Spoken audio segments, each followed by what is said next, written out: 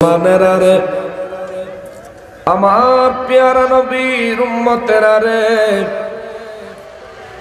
শরীরের অবস্থা একটু খারাপ আছে, চাইছিলাম মাহফিলে আসতাম না, জানে কুলাইতেছে না। কিন্তু ইমরান ভাই কয় হুজুর আপনি না আইলে সর্বনাশ হয়ে যাইব। চিন্তা করলাম মরছি আমি মরি, কিন্তু সর্বনাশ হইতে দিব না।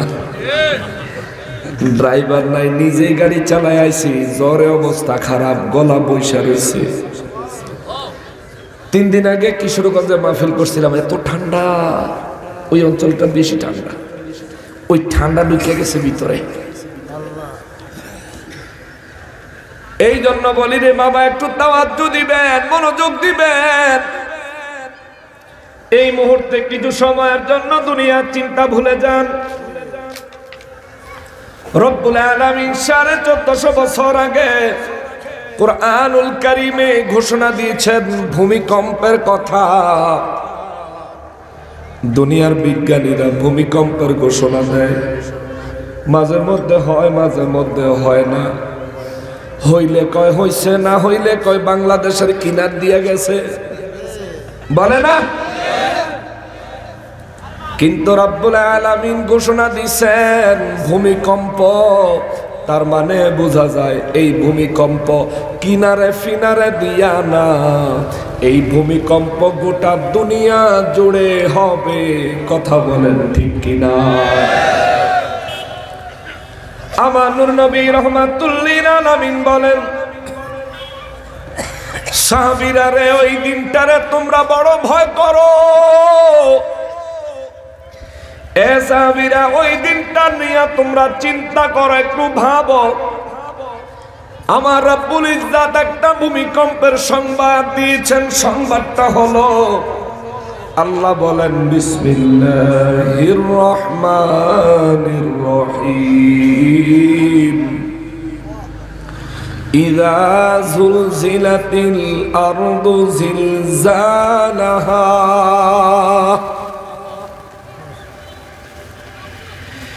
আল্লাহ কয় নবী গো, বিশ্ববাসীরে জানায়া দেন, ইযা যুলজিলাতিল আরদু, যেদিন এই জমিনটা কেঁপে উঠবে, এই জমিনের যেদিন কম্পন আরম্ভ হবে, জমিনটা যেদিন থরথর থরথর করে কাঁপতে থাকবে গো নবীজি। আল্লাহু আকবার। আল্লাহ কয় হুজুর বিশ্ববাসীরে বলে দেন, ইযা যুলজিলাতিল আরদু, এই জমিনটা যেদিন কম্পন আরম্ভ করবে। সাহাবায়ে কেরাম নূর নবী রাহমাতুল্লিল আলামিনের কথা শুনে ভয়ে একেবারে আঁটোসাঁটো হয়ে গেলেন। নবী রাহমাতুল্লিল আলামিনের কয়, নবী গো, ও দয়াল নবীজি, জমিনটা কম্পন হবে, জমিনের কম্পনের পরিমাণ কেমন হবে, কেমন পরিমাণে জমিনটা কাঁপবে? আমার নবী বলেন, শোনো, আমার আল্লাহ বলেন জিলজালাহা, একেবারে ভীষণ ভাবে, চরম ভাবে জমিনের কম্পন আরম্ভ হবে। চিৎকার দিয়া বলেন আল্লাহু আকবার।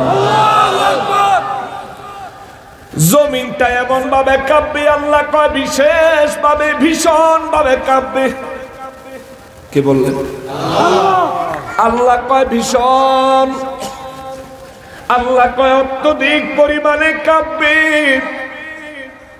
আল্লাহ বলেছেন অত্যধিক পরিমাণে কাঁপবে, তার মানে এমন কাঁপা কাঁপবে, ওই কাঁপার পরে আর কোন কাঁপার গতি নাই। কথা বলেন ঠিক কিনা? নূর নবী রাহমাতুল্লিল আলামিন বলেন, সাহাবীরা রে, ওই কম্পনের দিনটাকে তোমরা ভয় করো। সাহাবায়ে কেরাম বলেন, নবী গো, ও নবী, রব্বুল আলামিন বললেন ওই দিন জমিনটা থরথর থরথর করে কাঁপবে, অত্যধিক পরিমাণে জমিনের কম্পন হবে। ইয়া রাসূলুল্লাহ, জমিনের কম্পনের ফলে রেজাল্টটা কি হবে? আমার নূর নবী রহমাতুল লিল আলামিন বলে জমিন কম্পন আরম্ভ করলে জমিনের গর্ভে যা আছে জমিন সব বের করে দিবে, জমিনের পেটের ভিতরে যা আছে জমিন সব বের করে দিবে।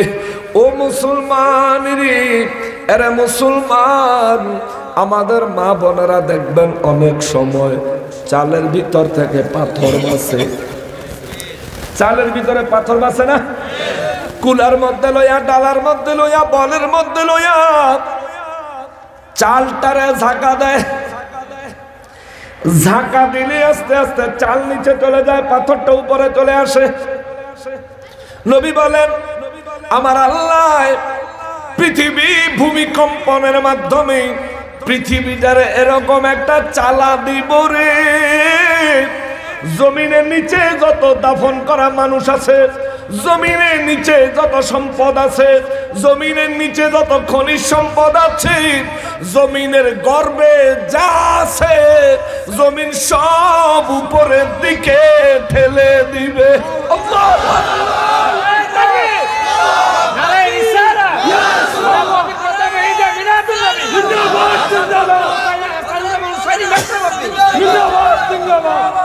ওই দিনের ওই কম্পনটা বাবা আমিও দেখবো, আপনিও দেখবেন। ওই দিনের ওই কম্পন থেকে পলায়ন করার কোনো সুযোগ নাই। যদি চিন্তা করেন মরে গেলে তো দেখবো, না না না, আপনাকে দাফন করা হলে কবর থেকে আপনাকে উঠানো হবে, ওই কম্পনের ঠেলায় আপনি উঠে যাবেন।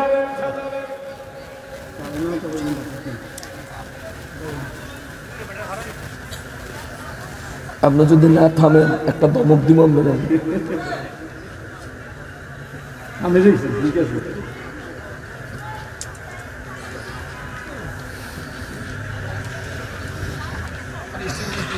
আল্লাহর কথার মাঝখানে পাগলামি চলবে না।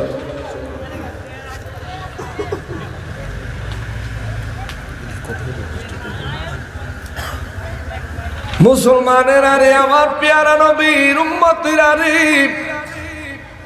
নবী রহমাতুল লিল আলামিন বলেন ওই কম্পনের দিনটাকে তোমরা ভয় করো, কম্পনের দিনটাকে তোমরা স্মরণ করো। নবী বলেন উম্মত রে, দুনিয়ায় যারা ওই দিনের আগে মৃত্যুবরণ করবে জমিনের কম্পনের কারণে তারা উপরে উঠে আসবে।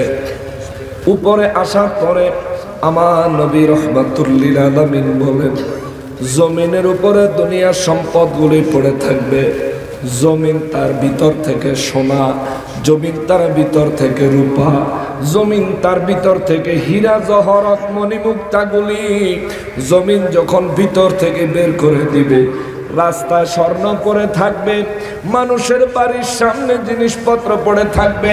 নবী বলেন ওই কম্পনটা যেমন তেমন কম্পন না।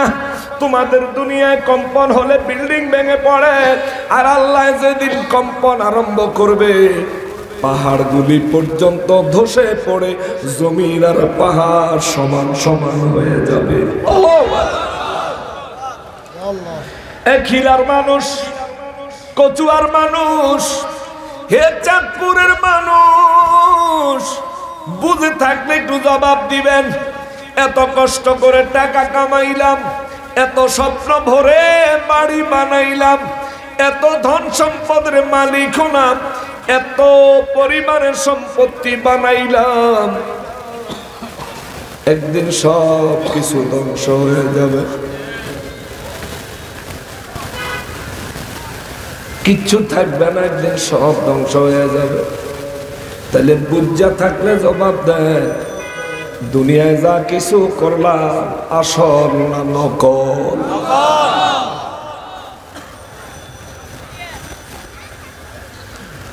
নকলের পিছনে দৌড়াইয়া জিন্দেগি শেষ। অথচ আল্লাহ আমাদেরকে দুনিয়ায় কেন পাঠাইলেন? কুরআনুল কারীমে আমার আল্লাহ আমাদেরকে পাঠানোর উদ্দেশ্য বর্ণনা করেন। আল্লাহ বলেন বিসমিল্লাহির রহমানির রহিম ওয়ামা খালাকতুল জিন্না ওয়াল ইনসা ইল্লা লিয়াবুদুন।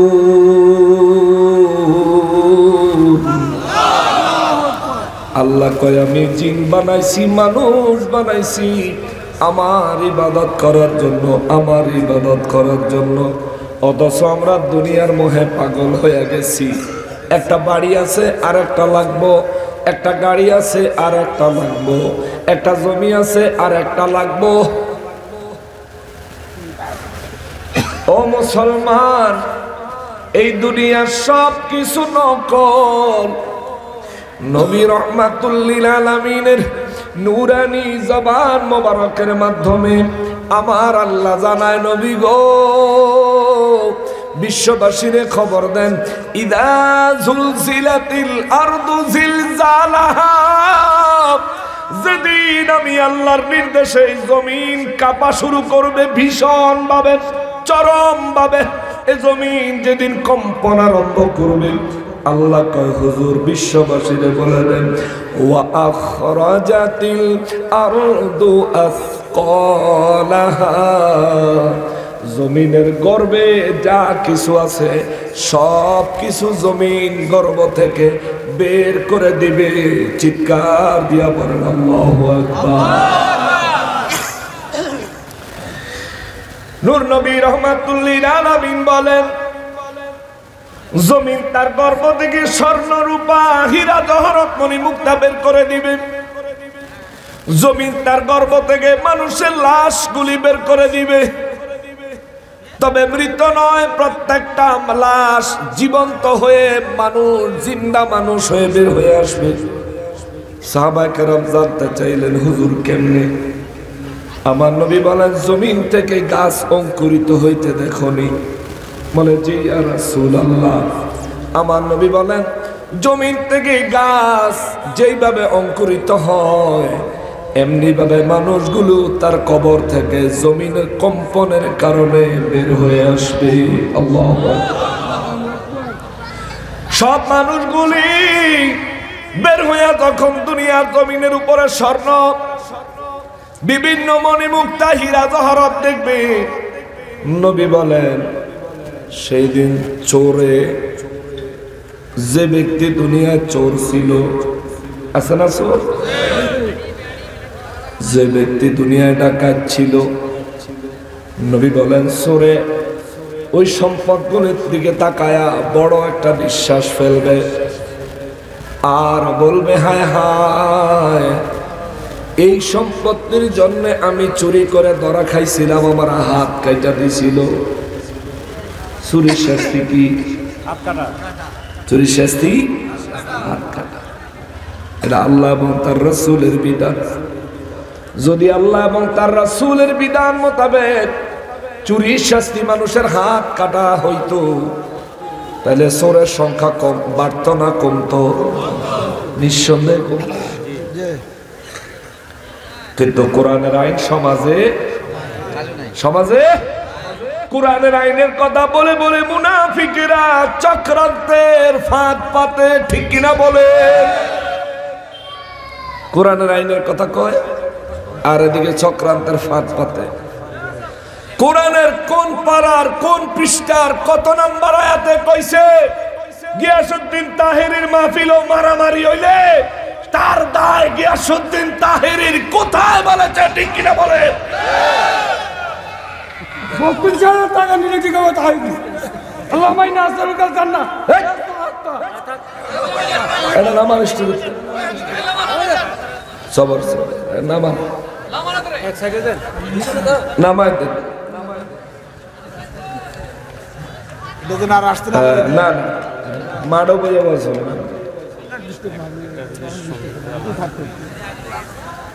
আচ্ছা থাক, মুরব্বী মানুষ তো, আমি বকলে গাপ লাগবে না, আপনারা বকলে গাপ লাগবে, আপনারা দেশের মানুষ।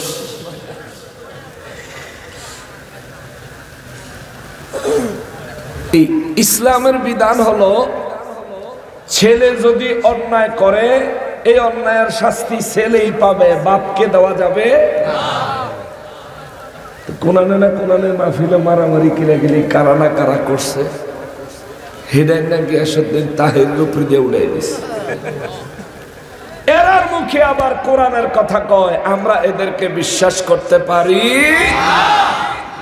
এদের মধ্যে ইনসাফ নেই। ওরা ভাঙলো কত অলির দরবার। ডিসেম্বরের 3 তারিখে লিখছি, আমি আমার জীবনে অনেকগুলো ইসলামী সঙ্গীত হামনাত লিখছি, আমি এটি প্রকাশ করি না, বলি না। এখন এটা দরকার লেগে 2 লাইন কই হলে। ওরা ভাঙলো কত অলির দরবার, ওরে পাহারা দিল মন্দির বারবার, ঠিক কিনা? ওরা ভাঙলো কত অলির দরবার, পাহারা দিল মন্দির বারবার। ওরা নবীর তাজিম হারাম মানে, মূর্তির তাজিম ভালোই জানে। নবীর দ্বারা সালাম দিতে চায় না, হে তাজিম করতে চায় না, হারামের ফতোয়া দেয়। আর হাতে মূর্তির সামনে যায়, দেখছেন না ফেসবুকে? না নকশবন্দি খালি হুদাই মিছা কথা কয়। নকশবন্দি এই জীবনে একটাও মিছা কথা কয় নাই। যদি কইতো তাহলে বহুত দিন আগেই ধরতো চান্দুরা। ওরা ভাঙলো কত অলির দরবার, পাহারা দিল মন্দির বারবার। নবীর তাজিম হারাম মানে, মূর্তির তাজিম ভালোই জানে। আবার গীতা পড়লো কি মধুর, সোরের গোষ্ঠী সোরের মেলা মিলাইছিল মুর্শিদপুর। জাতির কাছে প্রমাণ আছে, ওরে জাতির কাছে প্রমাণ আছে, ওহাবিরা গরু চোর। চোরের গোষ্ঠী চোরের মেলা মিলাইছিল মুর্শিদপুর। ওরে অবাক হলাম ইমাম দেখে, বালিশার তরকারি চোর সে। তালতলার ইমাম হাবিবুল যায়, বালিশার তরকারি চুরি করছে, আবার শুকর আদায় করে, কয় আলহামদুলিল্লাহ। ওরে অবাক হলাম ইমাম দেখে, বালিশার তরকারি চোর সে। চুরি করে শুকর আদায়, চুরি করে শুকর আদায়, এ তো জঘন্য কুফর, ঠিক কিনা বলে? চুরি করে শুকরিয়া আদায় করলে কি সব হবো না গুণ হবো? এটা কি ইমানদারি কাম না কুফুরি? বিসমিল্লাহ কইয়া চুরি করলে কুফুরি। আরেকজনের খেতের তেনে মরিচ উড়াইতেছেন, ডাইল রানবেন, বিসমিল্লাহ কইয়া শুরু করলেন, বেড়ারে কন্যাই কুফুরি।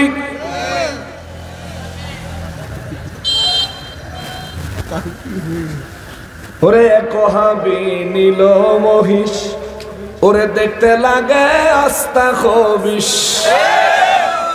ট্রাক করে যে নিতে লইছিল। ওরে এক হাবি নীল মহিষ, ওরে দেখতে লাগে আস্তা খবিস। ওর চেহারা যেমন গরুর পেছন। ছবিটা যে উড়াইছে, গরুর ফাঁসাটা আর হাতের মুখটা দেখা যাইতে আছে। আমার মনে হয় হাতের চেহারাতে গরুর ফাঁসাটা অনেক সুন্দর, এই জাতের হাতে। ওরে এক হাবি নীল মহিষ, তারে দেখতে লাগে আস্তা খবিস। তার চেহারা যেমন গরুর পেছন, চেহারা যেমন গরুর পেছন, লাগে যেমন গাঁজাখোর। চোরের গোষ্ঠী চোরের মেলা মিলাইছিল মুর্শিদপুর, ঠিক কিনা? মুসলমানিরা রে, কোরআনের আইনের কথা বলে কিন্তু মানুষের বিরুদ্ধে চক্রান্ত করে, এদেরকে বিশ্বাস করা যায়? মুখে কোরআনের কথা, অন্তরে ষড়যন্ত্র, এদেরকে মুমিন বলে না, এদেরকে বলে মুনাফিক। এই জন্য আমি আরো কয় লাইন লিখছি। ওরে পাংখা পাতিল ছাগল চোরে, ক্ষমতা চায় অকাতরে, পাংখা পাতিল ছাগল চোরে। ক্ষমতা চায় অকাতরে, জাতি তোদের চিনে গেছে, জাতি তোদের চিনে গেছে, পরের ধনে নজর তো। পরের সম্পদের দিকে নজর দিয়ে তুমি ইসলামী দল সাজো, ফায়দা নাই। আর ইসলামী দল হইলে আসল ইসলামী দল হইবা নিজের ঘরেরটা মানুষের খাওয়াইবা আল্লাহর সন্তুষ্টির জন্য, ঠিক কিনা বলে? তুমি আরেকজনের বাড়িতে হুদাহুদি হামলা কইরা, আরেকজনের প্রাইভেট প্রপার্টি, ব্যক্তিগত সম্পত্তি, সেখানে হামলা কইরা তুমি শিরক বেদাত উৎখাতের নামে চুরি ডাকাতি কইরা কাটাইলা। আল্লাহ তোমাদের উপরে 1450 বছর আগে কইয়া রাখছে, মান আদালি ওয়ালিয়ান ফাকাদ আযানতুহু বিল হারবি। তোমরা যদি আমার ওলিদের সাথে শত্রুতা করো, আমি আল্লাহ নিজে তোমাদের বিরুদ্ধে যুদ্ধ ঘোষণা করব। তোমরা মুর্শিদপুর জুমা মসজিদে আগুন লাগাইছো, কোরআনে আগুন লাগাইছো, আল্লাহ টঙ্গি লাগাইয়া দিছে, ঠিক কিনা বলো? আল্লাহ টঙ্গি লাগাইয়া দিছে।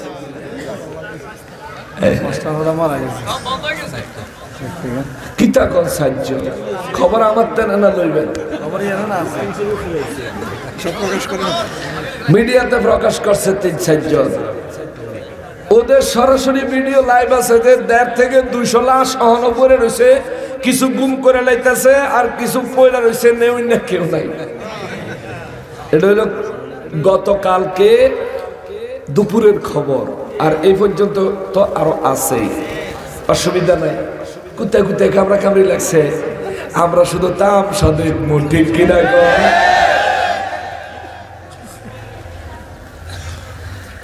যে কোনো দিন আমার বিরুদ্ধে চরম চক্রান্ত হচ্ছে, বিস্তারিত আছে, আমার মামলা দেওয়া না। আমি মামলা চিন্তা করি না, মামলাটা দিবি তো সব করে দিয়ে লাইস, অসুবিধা নেই। হয়তো একদিন গ্রেফতার করে লয়ে যাইব গা, জামিন তো দেওয়া লাগবো, খুন তো করি নাই, ঠিক কিনা বলে?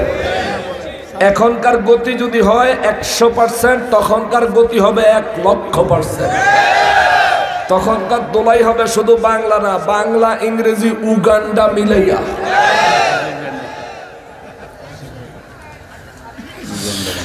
মুসলমানের আরি, আমার পেয়ারা নবীর উম্মতের আরি, মুনাফিক থেকে বেঁচে থাকবেন। সূরা মুমতাহিনার 2 নাম্বার আয়াতে আমার আল্লাহ বলেছেন, সূরা মুমতাহিনা 2 নাম্বার আয়াতে আল্লাহ বলেন, এরা হলো ওই জাতের মুনাফিক, এরা যদি সুযোগ পায়, আল্লাহ মুমিনদেরকে কয়, এরা যদি সুযোগ পায়, তোমাদেরকে যদি একবার বাগে পায়, একবার যদি তোমাদেরকে চান্সেরা পায়, আল্লাহ কয় দেখবা এরা এদের হাত দিয়া, এরা এদের জবান দিয়া তোমাদের ক্ষতি করবে।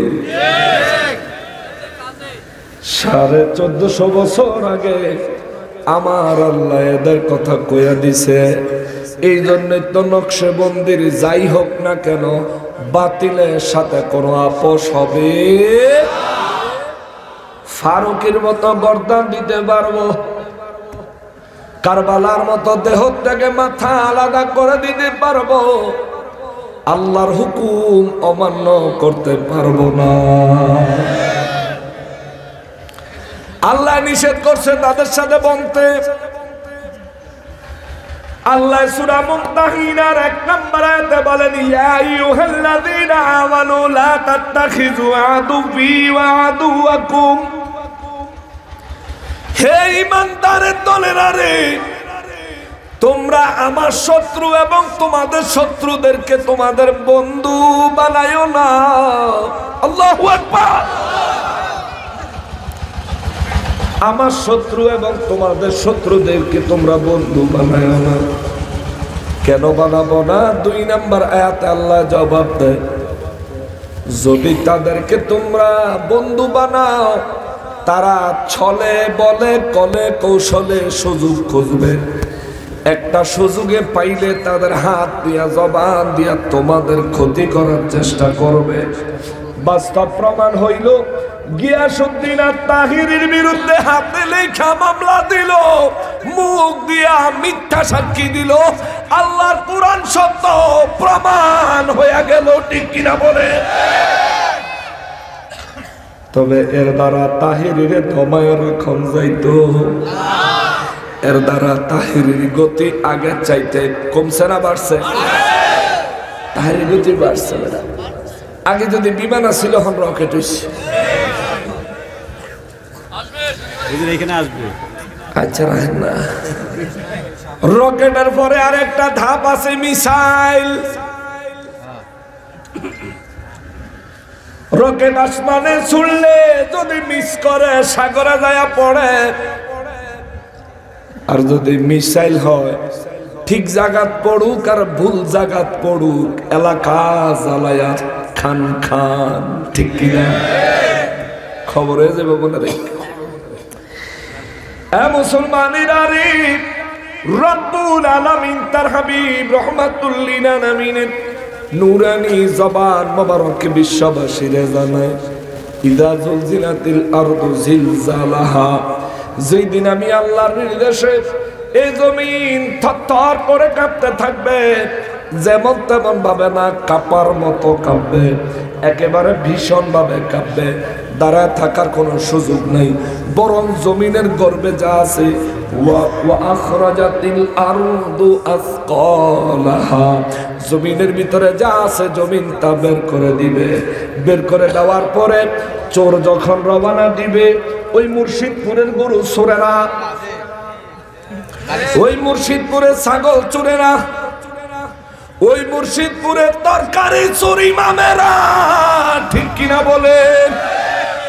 ওই মুর্শিদপুরে বিরানের ফাতিলা চোরেরা সেদিন জমিন থেকে বাইর হবে, আর সামনের দিকে যাওয়ার সময় দেখবে ফাতিলা ফতিলা যাই আছিল সব রাস্তাত পড়ে রয়েছে।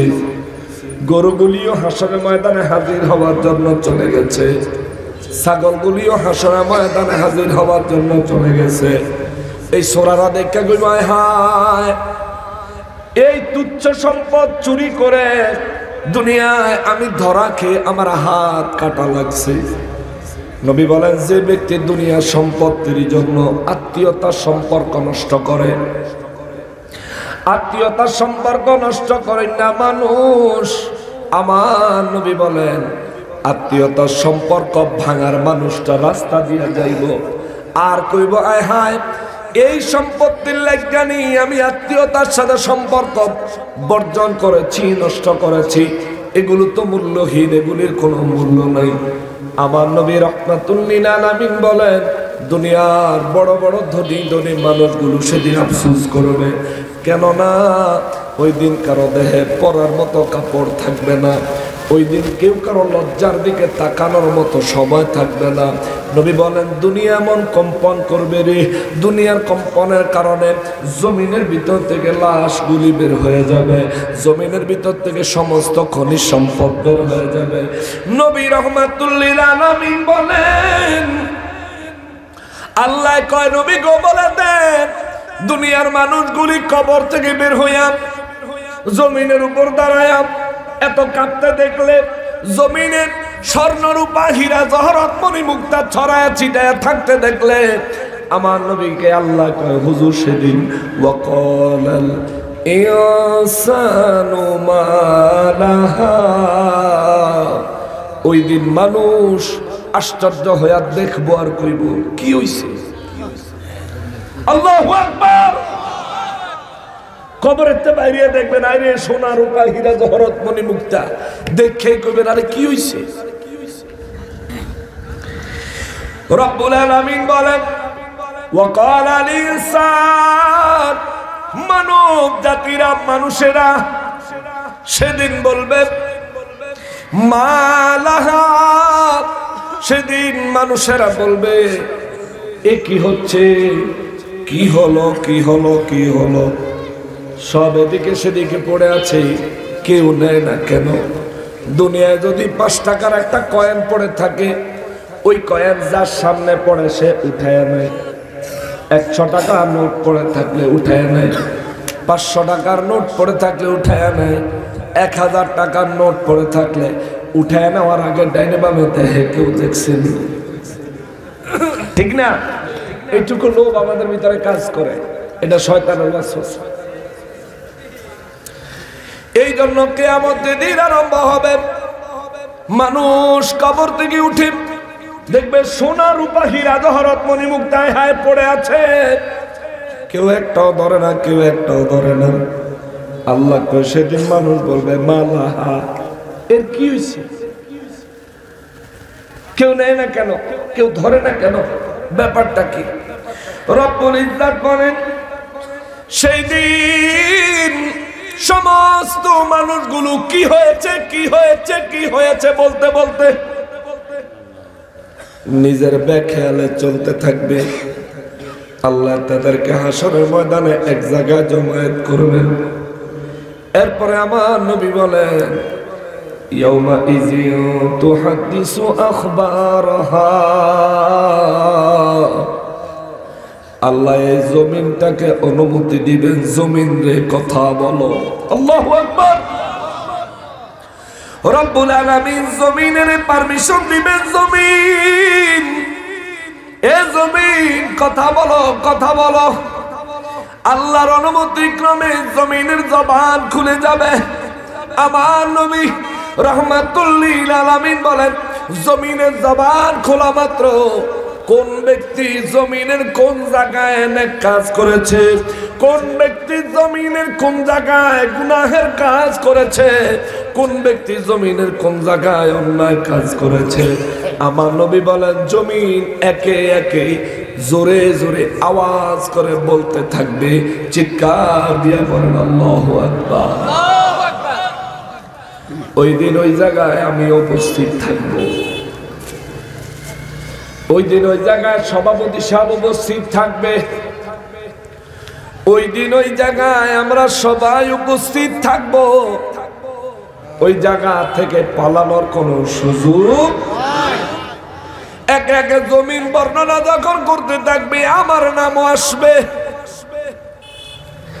জমিন আমার নাম ধরে সেদিন বলবে আল্লাহ এই লোকটা দুনিয়ার মধ্যে এই এই ভালো কাজ করেছে, এই এই জায়গায়, এই লোকটা এই এই খারাপ কাজ করেছে এই এই জায়গায়। আমার রব্বুল আলামিনের কাছে জমিন যখন কথাগুলো বলতে থাকবে, আমার ভালো কাজের কথাগুলো বললে তো ভালোই লাগবে, কিন্তু যখন আমার পাপের কথাগুলো জমিন তুলবে, নবী বলেন মানুষ হাসরের ময়দানে একটা লজ্জা পাবে। কি ভেবো? আপনার পাপের কথা যদি কেউ বলে দেয় আপনি কি খুশি হবেন না লজ্জা পাবেন? দুনিয়ায় কেউ যদি কারো দোষের কথা বলে দেয় মারামারি হইয়া মামলা সিদ্ধ হয়ে যাবে, ঠিক না? আমি এটা করছি তুই কইছ, তুই কি বালা দি? অথচ রব্বুল আলামিন বলেন ইয়াউমাইযিন তুহাদ্দিসু আখবারহা, আল্লাহ সেদিন জমিনের অনুমতি দিবে, জমিন তোমার ভিতরে যত খবর আছে প্রকাশ করো, প্রকাশ করো, প্রকাশ করো। নবী বলেন একজন একজন করে নাম ধরে ধরে এই জমিন মানুষের ব্যাপারে যারা ভালো করেছে ভালো বলবে, যে গুনাহ করেছে গুনাহ বলবে।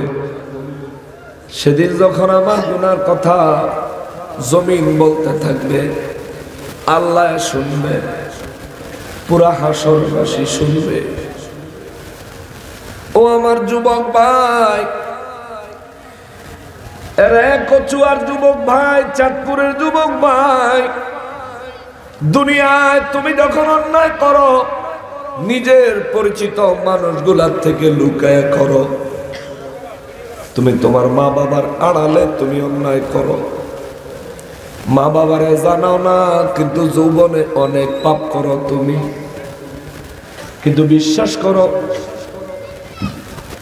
দুনিয়ায় যা কিছুই করো না কেন, ওই হাসরের ময়দানের দিন, হাসরের দিনে আমার আল্লাহর নির্দেশে দুনিয়ায় তুমি পাপ করেছো তোমার মা জানে না, বাবা জানে না, দুনিয়ায় অন্যায় করেছো দুনিয়ার মানুষ জানে না, কিন্তু হাসরের ময়দানে জমিন যখন তোমার নাম ধরে তোমার পাপের কথাগুলো বলতে থাকবে, সেদিন তোমার মা তোমার দিকে তাকায় থাকবে, সেদিন তোমার বাবা তোমার দিকে তাকায় থাকবে।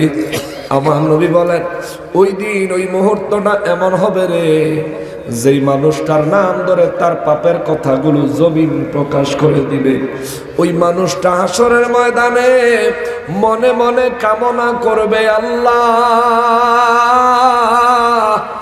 এত বড় লজ্জা না দিয়া জাহান্নামে ফালাইয়া দাও, জাহান্নামের শাস্তি ভোগ করি, তবুও পুরা হাসরবাসীর সামনে এত বড় লজ্জা সইতে পারতেছি না।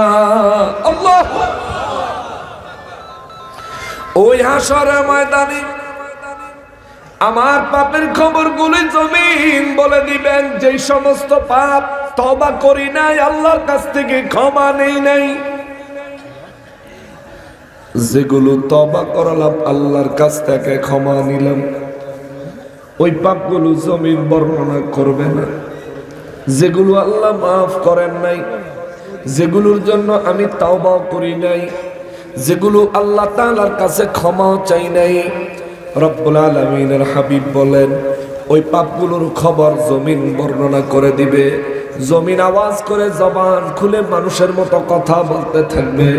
ওই দিন যার নাম ধরে জমিন যার পাপগুলি বর্ণনা করবে, ওই দিন ওই ব্যক্তি মনে মনে কামনা করবে, এই লজ্জাস্কর পরিস্থিতি থেকে আল্লাহ যদি জাহান্নামে ফেলাইয়া দিত তবুও শান্তি পাইতাম।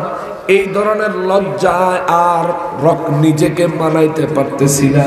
নবী বলেন ওই দিন এই কষ্টটা হবে এত কঠিন, এই লজ্জাটা হবে এত কঠিন।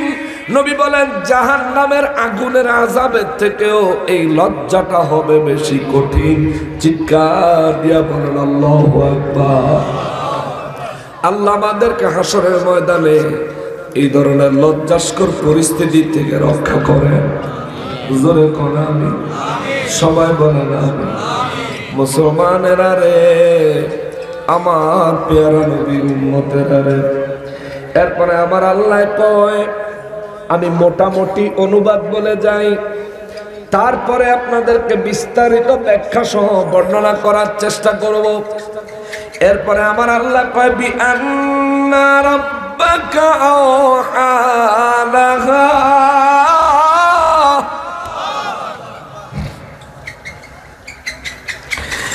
রব্বুল আলামিন বলেন নবী গো, জমিনকে সেদিন আমি আল্লাহ নির্দেশ দিব, জমিন সেদিন একে একে বলতে থাকবে।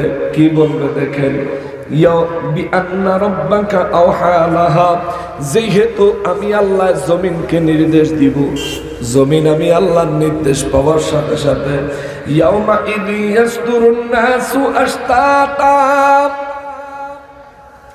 আল্লাহ কয় জমিন আমার নির্দেশ মতো প্রত্যেক মানুষের নেক আর গুনার খবর বলতে থাকবে। জমিনের বলা শেষ হলে আমার নবী বলেন এবার আল্লাহ মানুষের কাছ থেকে হিসাব নিবে। সাহাবায়ে কেরাম বলেন নবী গো, ও নবী, আল্লাহ মানুষের কাছ থেকে কোন হিসাব দিয়ে কিয়ামতে হিসাব আরম্ভ করবে? আমার নবী রাহমাতুল লিল আলামিন বলেন হাসরের ময়দানে আমার আল্লাহ মানুষের কাছ থেকে সর্বপ্রথম নামাজের হিসাব দিয়ে আরম্ভ করবে। জোরে বলেন সুবহানাল্লাহ। আজকের এশার নামাজ পড়ছেন কে কে? একটু হাত তোলেন।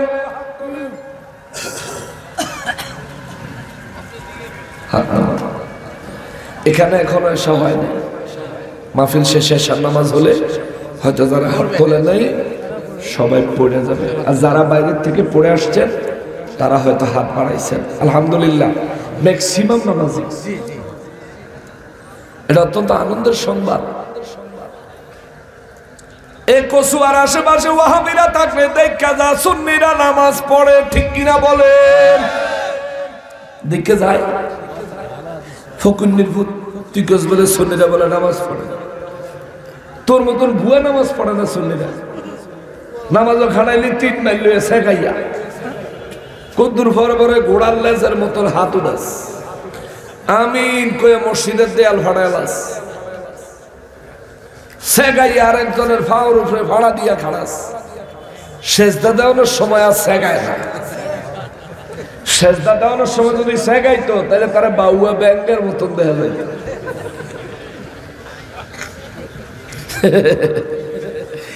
বাবা ব্যাংক চিনেননি আমিও তো চাঁদপুরের মানুষ আমি তো আমাদের আঞ্চলিক ভাষায় বাউয়া ব্যাংক কয় বর্ষাকালে বড় বড় ব্যাংক যদি একটা কয় ঘে আরটা কয় ঘো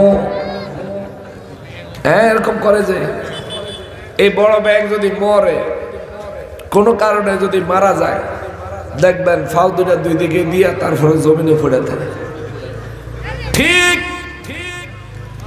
এই আলে হাদিসের এরা যেমনে সেগায় নামাজে দাঁড়ায় এমনি সেগায় যদি সেজদা দেয় ওই বাউয়া পক্ষে বেশি ভালো দেওয়া যেত না কি এক আসিফ ব্যাপার নামাজ কার ইবাদত জোরে বলেন কার এরে আহলে হাদিসের দলের আরে জমিন কম্পন দিতে দিতে জমিন তার গর্ভ থেকে যেদিন তোরেও বের করে দিব সেদিন আল্লাহ তোর কাছ থেকে সর্বপ্রথম নামাজের হিসাব নিব জিজ্ঞাসা করব নামাজ পড়ছো নি বলবি পড়ছি জামাতে না নাকি জামাত ছাড়া বলবি অনেক জামাতে পড়ছি আল্লাহ কইব তোর আমল নামায় দিন নামাজের হিসাব কম আল্লাহ কি কর সব নামাজ গিয়ে জামাতে পড়ছি আল্লাহ সেদিন কইব জামাতে নামাজ পড়ার সিস্টেম আমার হাবিব শিখাইছেন সিস্টেম হলো ইমামের একটা দা করবা নিয়তে একটা দায়িত্ব বিহাজাল ইমাম বলবা ঠিক কিনা ইমাম সাহেব নামাজে হাত বাঁধলো নাভির নিচে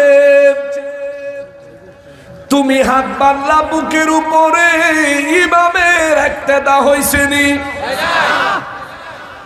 নামাজে কেউ যদি ইমামের একটা দা ছেড়ে দেয় ওই নামাজ তার হবে না হইব ফিজিবার সময় বলি নামাজে ইমামের একটা দা ছাড়লে নামাজ হবে না ইমাম সাহেব রুকুতে গেল নরমালে তুমি কান পর্যন্ত হাত উঠাইলা ইমামের একটা দা হইছে নি সূরা ফাতিহা শেষে ইমাম সাহেব আমিন কয় আসতে তুমি জোরে বললা ইমামের একটা দা হইছে নি বুঝছেন খালি পাগল হয়ে যায় না শায়েক শায়েক করে মুখে ফেনা তুললেন না যেসব শায়েকরা আপনাদেরকে নামাজে ফিতনাবাজি শিখায় ওই শায়েকের 14 গোষ্ঠীর কেউ এদেশে ইসলাম নিয়ে আসে নাই ইসলাম নিয়ে এসেছে শাহজালাল বাবাই আল্লাহর আলীরা কথা বলেন ঠিক কিনা নারায়ে রিসালাত মা পবিত্র দামে ঈদ মিলাদুন নবী হযরত মাওলানা নকশবন্দি সাহেব এদেশে ইসলাম আনলো কারা আল্লাহর আলীরা ওই আল্লাহর আলীরা তো 700 প্রায় 750 বছর আগে এদেশে শাহজালাল বাবা ইসলাম নিয়ে আসলো শাহজালাল বাবার জীবনী থেকে যদি একটা ঘটনা কেউ দেখাইতে পারো শাহজালাল বাবা নামাজে এইভাবে দাঁড়াইছে নিয়ত বুকের উপরে বাঁধছে আমিন জোরে কইছে বারে বারে বলিয়া দাইন করছে শাহজালাল বাবার একটা ঘটনা কেউ যদি সত্য সহ দলিল দিতে পারো আমরাও তোমাদের সঙ্গে এক কাতারে একমত হয়ে যাব ঠিক কিনা বলেন আর যদি তোমরা দলিল দিতে না পারো যিনি আল্লাহর ওলি প্রমাণিত শাহজালাল বাবা সন্দেহ আছে সব দল স্বীকার করে কেউ অস্বীকার করে তাহলে শাহজালাল বাবা সেগায়া নামাজ না পড়াই আল্লাহর ওলি শাহজালাল বাবা নাভির নিচে হাত বাঁধা নামাজ পড়া আল্লাহর ওলি শাহজালাল বাবা মিলাদ পয়রা কিয়াম কইরা নবীরে সালাম দিয়া নবীরে ভালোবাসা আল্লাহর ওলি। আর তুমি যে শায়েখের ফিসুল হইছ, তোমার শায়েখের 14 গোষ্ঠীর ভিতরে একটা আল্লাহর ওলি নেই, ঠিক কিনা বলে? আছে 1450 বছর ধরে। এই 1450 বছরের ইতিহাসে হেরার একজন মুরব্বী বাইর করেন যে আল্লাহর ওলি আছে? আমরারে বন্ড কও, আমরারে গালি দাও, আমরারে মামলা দাও, আমরারে চক্রান্ত করো, ফেসবুকে গালি দাও, রাস্তা দিয়ে ফাতরামি করতে করতে যাও, হিম্মত থাকলে সামনে দাঁড়াও। কোরআন হাদিস দিয়ে পারলে কোরআন হাদিস দিয়ে সামনে দাঁড়াও, আর গায়ের জোর দেখাইতে চাইলেও সামনে দাঁড়াও, থাপড়ায়া দাঁত ফলাইয়া দেব।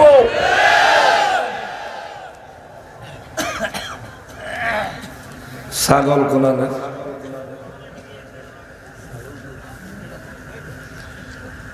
তাদের পূর্বপুরুষদের মধ্যে আল্লাহর কোন ওলি নাই। আমরা আদর্শ লালন করি শাহজালাল বাবার। শাহজালাল বাবায় আদর্শ লালন করে খুদ মদিনাওয়ালা। অতএব আমাদের লাইন ঠিক আছে।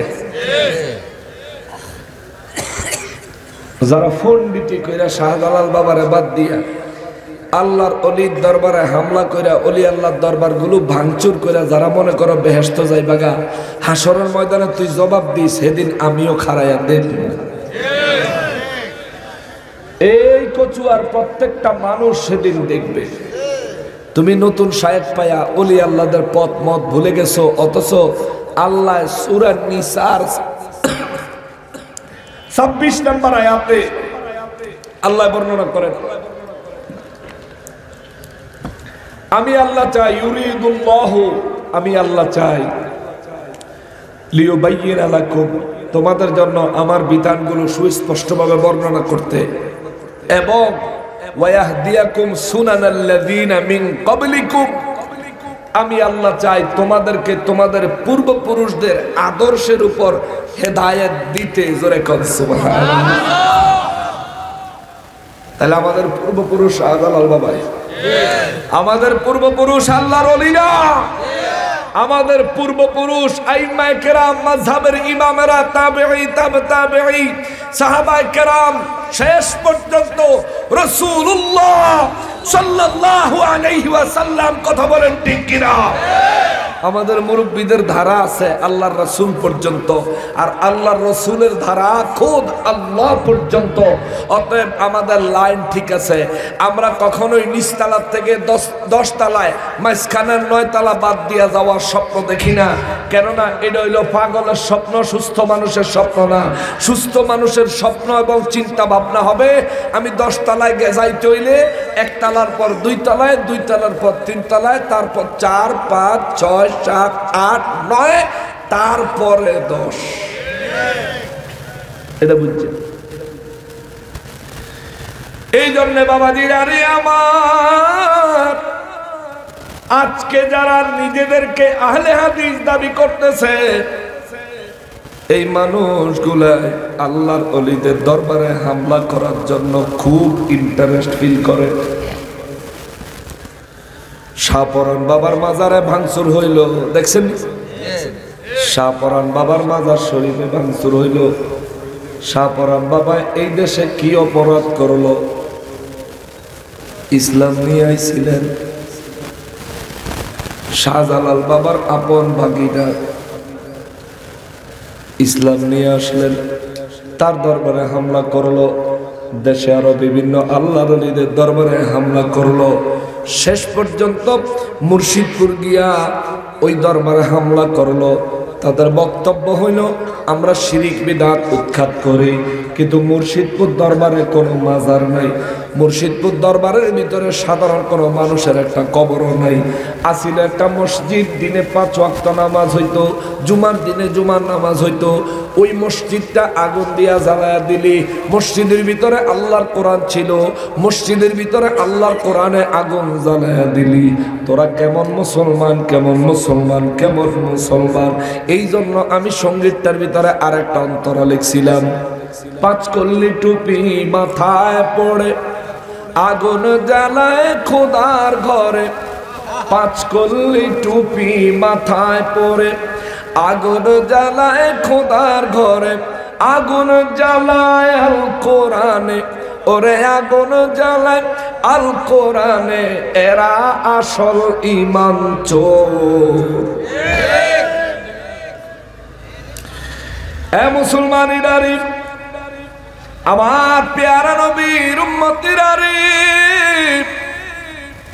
রব্বুল আলামিন বলেন বিআন্না রাব্বাকা ওয়াহালাহা, যেহেতু আমি আল্লাহ জমিনের প্রতি ওহী নাজিল করব, নির্দেশ দিব, হুকুম দিব, এ জমিন, জমিন রে, ইয়াউমা ইদিন তুহাদ্দিসু আখবারহা, আল্লাহ জমিনের কইব তোমার ভিতরে যত খবর আছে প্রকাশ করে দাও। জমিন প্রকাশ করে দিবেন। নবী বলেন তারপরে আমার আল্লাহ বান্দার কাছ থেকে নামাজের হিসাব দিবেন। নামাজের হিসাব আল্লাহ চাইবেন। আউয়ালু মা ইউহাসাবু বিহিল আবদু ইয়াউমাল কিয়ামাতিস সালাহ, নামাজের হিসাব আমার আল্লাহ চাইবেন। আমার নবী রাহমাতুল লিল আলামিন বলেন, যে ব্যক্তি তার নামাজের হিসাব আল্লাহর দরবারে সাবলীলভাবে উপস্থাপন করতে পারবে, ওই ব্যক্তির জন্য পরবর্তী হিসাবগুলো আমার আল্লাহ সহজ করে দিবে। জোরে বলেন সুবহানাল্লাহ। যারা যাও না যায় লোক, এখন একটা গোপন কথা কম, যারা যাও না যায় লোক। এ মুসলমান, লজ্জা পাবেন না, জবান খুলে বলবেন আমাদের এই জীবনে নামাজ কাজা আছে না নাই? জীবনে বহু নামাজ ছাড়ছি, সন্দেহ আছে? কাজাও করি নাই, এমন বহু নামাজ আছে না নাই? এই নামাজের ঘাটতিগুলো পূরণ করতে চান? কম পরিশ্রমে এই নামাজের ঘাটতিগুলো পূরণ করতে চান? একটা ফর্মুলা বইলা দিমু, একটা ফর্মুলা বাতায়া দিমু। এই ফর্মুলা মোতাবেক আপনি যদি আমল করতে পারেন, জীবনে যত নামাজ কাজা করছেন একটা আশা নিয়ে হাসরের ময়দানে দাঁড়াইতে পারবেন, যে আমি জীবনে যত নামাজ কাজা করেছিলাম, জীবনে যত নামাজ আমি বাদ দিয়েছিলাম, ওই নামাজের জন্য অল্টারনেটিভ একটা ব্যবস্থা লই আইছি, অর্থাৎ বিকল্প একটা ব্যবস্থা লই আইছি। আল্লাহ আজকে যদি আমার নামাজের হিসাব জিজ্ঞেস করে, আমি নামাজের হিসাব দিতে ঠিক মতো পারবো না, কিন্তু যখন মিজানে নেক এবং গুনাহ ওজন করবে, তখন যায়া দেখবে আপনার নামাজের হিসাব বরাবর। জোরে কোন সুবহানাল্লাহ। নামাজের হিসাব তখন পাইবেন বরাবর। এটার একটা কৌশল আছে, তবে কৌশলটা শিখাইয়া দিব। আপনি আগে তাওবা করতে হবে, আর বাকি জীবনে কোনোদিন নামাজ কামাই করবেন না। রাজি আছে? আবার নামাজ চাইলেন না, এটা আপনার, এটাই আপনার, এটাই আপনার। জমিন পড়ে থাকবে, চলে যাবে। ওরে কত সম্পদ করছো কামাই আমার আমার বলে, সব সম্পদ ছেড়ে একদিন যেতে হবে চলে, ঠিক না? মরণ কিন্তু আসবেই একদিন, ওরে মরণ কিন্তু আসবেই একদিন, না করলেও কামনা। দুনিয়া তো দূরের কথা, আমিও আমার না, দুনিয়া তো দূরের কথা, আমিও আমার না। ঠিক কিনা বলেন?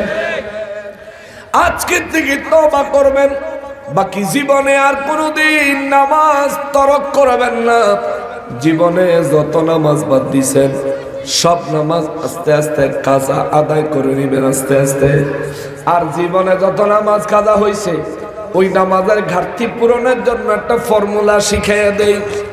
আজকে থেকে মাগরিবের নামাজের পর আগামীকাল মাগরিবের নামাজ আদায় করার পরে আপনি কারো সাথে কথা না বলে 2 রাকাত করে 6 রাকাত আওয়াবিন নামাজ পড়বেন। প্রত্যেক রাকাতে সূরা ফাতিহার সাথে 3 বার কুল হুয়াল্লাহ সূরা পড়বেন। মনে থাকবো? প্রত্যেক রাকাতে 3 বার কুল হুয়াল্লাহ সূরা পড়বেন সূরা ফাতিহার সাথে। 2 রাকাত করে 6 রাকাত নামাজ। নবী বলেন, আমার কোন উম্মত যদি মাগরিবের নামাজের পরে একদিন পড়ে, আল্লাহ আমার ওই উম্মতের আমল নামায় 12 বছর নামাজ পড়ার সওয়াব দিবে। কয় বছর?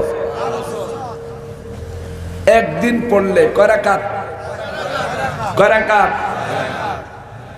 কষ্ট করে পড়ে। আপনার যদি হায়াতের বয়স হয় 50 বছর, হাসরের ময়দানে আমার আল্লাহ হিসাব দিবে, তোর জিন্দেগির বয়স দিলাম 50, 10 বছর বাদ দিয়া 40 বছরের নামাজের হিসাব দে। আপনি কি পারবেন? 40 বছরের সঠিক হিসাব দিতে পারবেন? তাহলে হিসাব দেওয়ার একটা রাস্তা আছে। আমার নবী হাদিসে মুবারকে বলেন, আমার উম্মতের যখন ফরজ ইবাদতের ঘাটতি হয়ে যাবে তখন আল্লাহ নফল ইবাদতগুলি খুঁজবে। আমার উম্মত হওয়ার কারণে আমার উম্মতের আমলনামায় যদি নফল ইবাদত পাওয়া যায়, আল্লাহ নফল ইবাদতগুলি আইনা ফরজ ইবাদতের সাথে হিসাব কইরা আল্লাহ আমার উম্মতের মাফ করে দিবে। এই জন্য নবী কয়, মাগরিবের পরে আওয়াবিন নামাজ পড়তে আল্লাহ কয় নাই, কিন্তু 2 রাকাত করে 6 রাকাত পড়লে 12 বছরের সওয়াব পাবি। একদিনে যদি 12 বছর নামাজের সওয়াব পাওয়া যায়, 2 দিনে কত বছর? 3 দিনে 36, 4 দিনে 48, 5 দিনে 70 বছর। 70 বছরের মানুষ এখন খুব কম পাওয়া যায়।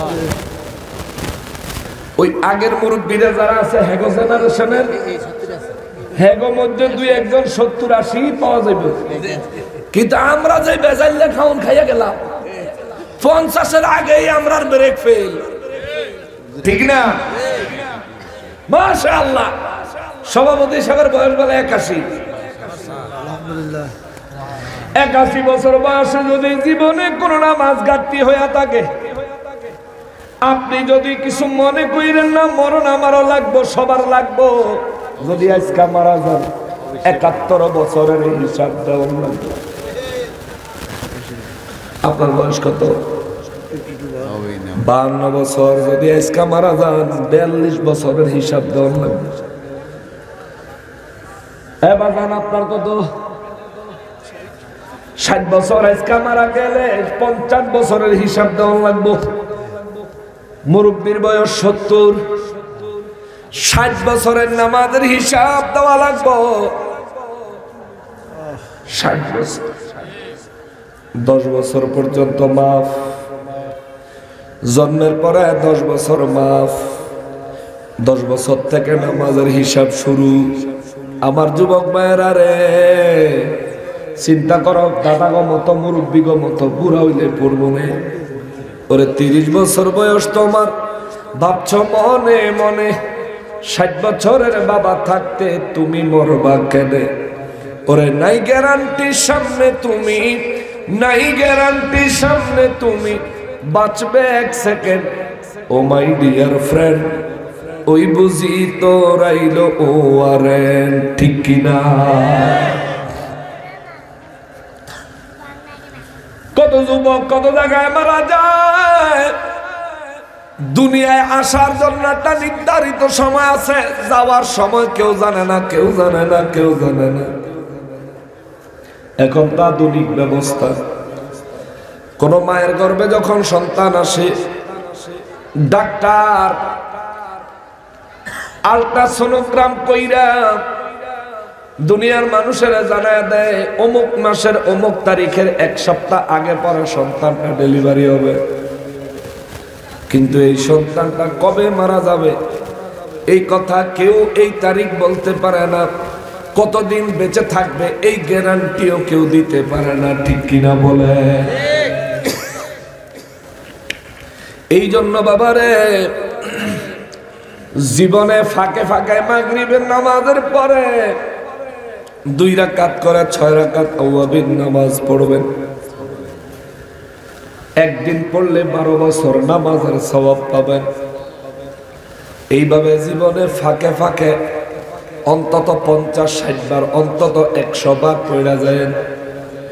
যদি 100 বার 100 দিন মাগরিবের নামাজের পরে 2 রাকাত কইরা 12 রাকাত 6 রাকাত আওয়াবিন নামাজ পড়তে পারেন, আপনার যদি একদিনের নামাজে 12 বছরের সওয়াব পান, তাইলে 100 রাকাত নামাজে 1200 বছর নামাজ পড়ার সওয়াব আপনার আমলনামায় জমা হবে। জোরে কোন সুবহানাল্লাহ। যদি এমন হয় হাসরের ময়দানে আর টেনশন আছে, বলেন টেনশন আছে? এটা করে দেন। একটা গোপন রাস্তা দেখে দিয়ে গেলাম, যারা গেছে গায়ে লেগে কইছে আর যাইয়া লোক গোপন কথা কই। অবশ্য মাইকের আওয়াজে বাইর থেকে শুনলেও শুনতারে, কিন্তু আপনারা যতটা মনোযোগ দিয়ে শুনছেন হেরা কিন্তু এত মনোযোগ দিয়ে শুনে নাই। তবে যখনই শুনবো একদিন পড়লে 12 বছরের গুনাহ মাফ, কালকে ফোন করে কইবো হুজুর কেমনে জানি পড়ন লাগবো।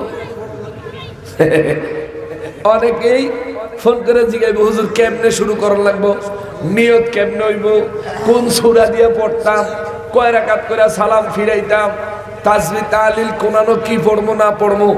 অথচ আজকে আমরা যেভাবে বলছি মনোযোগ দিলে কিন্তু এখানে প্রশ্নের আর কোনো জায়গা নাই। তবু যারা জিগাইতে চান জিগাইন, 100 বার জিগাইলে 100 বার কমো, এটাই আমার কাম। হ্যাঁ, আইতাছি। আওয়াবিন নামাজের জন্য, যে কোনো নামাজের জন্য অন্তরে নিয়ত করা ফরজ। অন্তরের নিয়ত হইল মেইন আসল।